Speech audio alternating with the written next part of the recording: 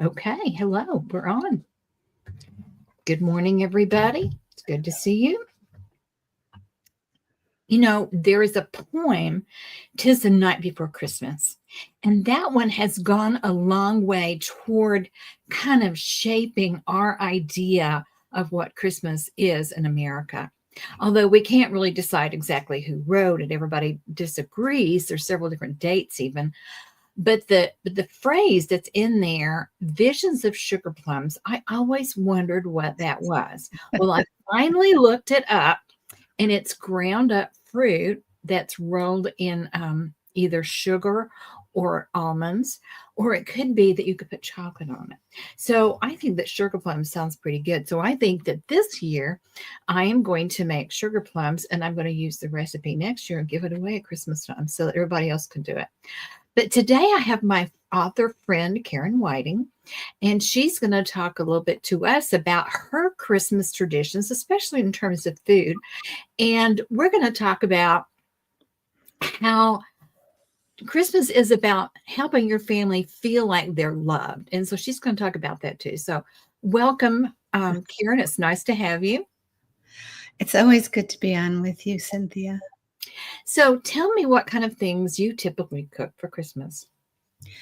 Well, I cook chicken Kiev, which I realize is from the Kiev area of Russia, but it's something that my father-in-law came upon when he was flying as a pilot for TWA and loved it so much he brought it back and it became a family favorite on his side of the family. And because we lived in Hawaii and I had a lot of Filipino friends, I learned to make lumpia and we serve that. So we sort of have an international flavor. And Sounds like it. yes, which is fun.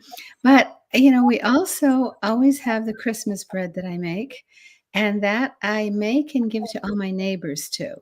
And we usually have that out with fruit in the morning while we're opening stockings. So your Christmas bread, what exactly is that?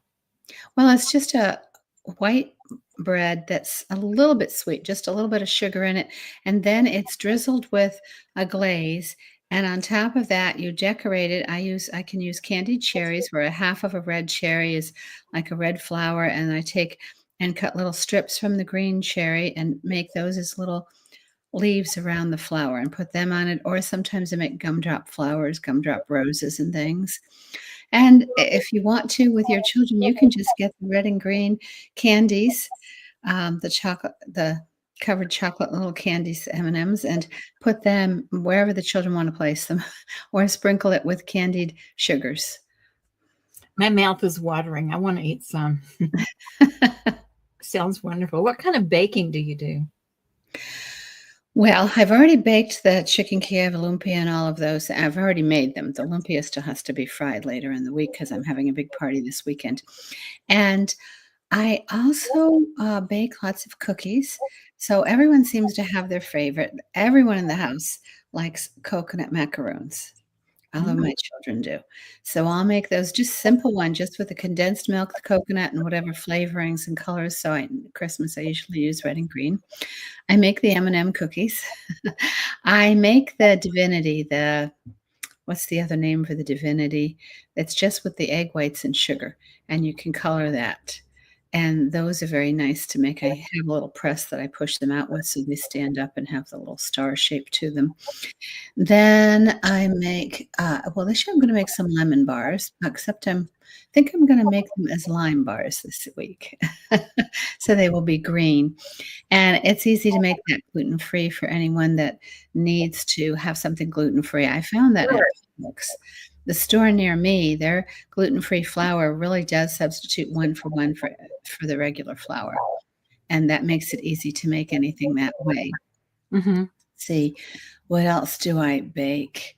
Because that can vary, sometimes I will bake my meatballs and then have them in a crock pot if I want to have that. Those are baked this year already, and I just have to make up the sauce and put it in the crock pot and everything. So there's a lot I do ahead of time because it can be stressful if you're trying to cook at the last minute and do everything there. Now, traditionally, when the children were young, we would have a type of soup the night before on Christmas Eve for everyone to settle down, and partly because my husband was always on parking duty at church, so he wasn't home stays up till very late. And I often, earlier in the day, the children will have appetizers. So they always like the shrimp dip that I make, which I actually bake. And they like the fruits and veggies. And what can keep the children busy, if you need them to, is to have skewers for the fruit and have them alternate red and green fruit, strawberries, grapes, watermelon, and cut star shapes out of the watermelon or honeydew melon ahead of time for them to put on the top to make a little fruit wand for Christmas. Can enjoy those things. So if you have something to make for them that they can use, and then talk about that star that's on uh, the tree, or maybe even on the top of your tree, and the wise men, even though they didn't show up on Christmas Day exactly. But it's a good thing to do. Another thing you can do that's really good with the children that my children liked is have them make angel toast. That you just cut the toast into a triangle and then cut one triangle in half so that you can make the shape of the angel and then add on the wings from the other quarters of the bread, then butter it and put cinnamon on it and toast it. And the children like that too. It's very simple, but again, it keeps them busy doing something. And it kind of gives a channel for their excitement over Christmas. They have something they can do. Right. Yes. Then you can talk about the angels and what they did at Christmas. Exactly. And so each thing can be something that keeps them busy, but it's also something that's fun for them to do and brings it back to the faith. Another thing that they can make is banana rounds, where you just slice up your banana and they dip it in milk or whatever substitute you have for milk, and then dip it in, crushed up nuts, graham crackers. You can use colored sugars. And we can talk about that as far as Jesus is the world shape of the globe. And, we sometimes have ornaments that shape, but it's because Jesus came with John 3:16, because God so loved the world. And we can talk about praying for other people in the world and how he loves us too. That's really great. I knew that you'd be great at the cooking side. So what did you do for your kids as just they were growing up? How did you make them each feel loved and appreciated at Christmas time?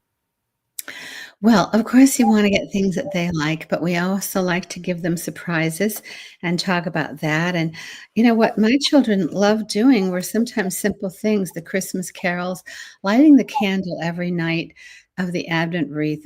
Children love, and they're just so focused when you put on the light of a candle. The glow of that just brings them together, and that's a great time to treasure it. But we would take that a little more and say the wreath is a circle shape because God's love is always and forever, and so is our love. And we'd have a big group hug and make a wreath. With 5 children, you have enough to make a whole wreath shape. Yeah, you do. You have a lot. And that works out well to do that. But those types of things, and also we would let the children put notes into stockings if they wanted to, so they could write a little love note to another friend, another family member, and or add other little treasures into the stockings that we wouldn't know about. And then another thing we did was secret angels. And that always makes children and people feel loved, because we would have little angel wings, just cut out little paper wings, and children could do something and leave a wing there. I made type of thing, so they'd notice that they made their bed, or we'd have a little bag of treasures that each child could get for their secret angel and put those out to that, so that person would feel loved. And again, those bags that we had, and they chose a name by choosing a bag out, that would for each person have something in it that made it special for them. If they like crafts, it might have something, little craft kit for that week before Christmas. If they liked cars because they were little and enjoyed that, they would have a little car in with that. And so sometimes it's just those special touches that you've done something that makes them know you care and you know what they like. Did you ever have any relatives that were a little bit difficult over Christmas? And if so, what would you do to make them feel special? I come from a family where we all get along. So that makes it easy. Although I found when my children got married, the extended family didn't all get along as well. And that made it a little bit different. But we would pray for those people ahead of time. and make sure we did something to make them feel comfortable and make them feel heard and listened to. I had one person in my life that randomly during the year and at Christmas might call and just yell and scream. And I would just at the end say, "Well, thank you for sharing that," and hang up because I thought, "Okay, this person's really calling because somebody in their life is driving them nuts, and I seem to be someone who will listen." And that just if that makes them less angry at that person and lets them love that person a little more, then I'm glad I could just be that sounding board for them. But that phrase that a German woman in Bible study when I lived in Hawaii taught me of "Thanks for sharing that," goes a long way to let someone know you've acknowledged of what they said. You haven't committed whether you agree or not, but you have listened to them. And that seems to make a big difference too.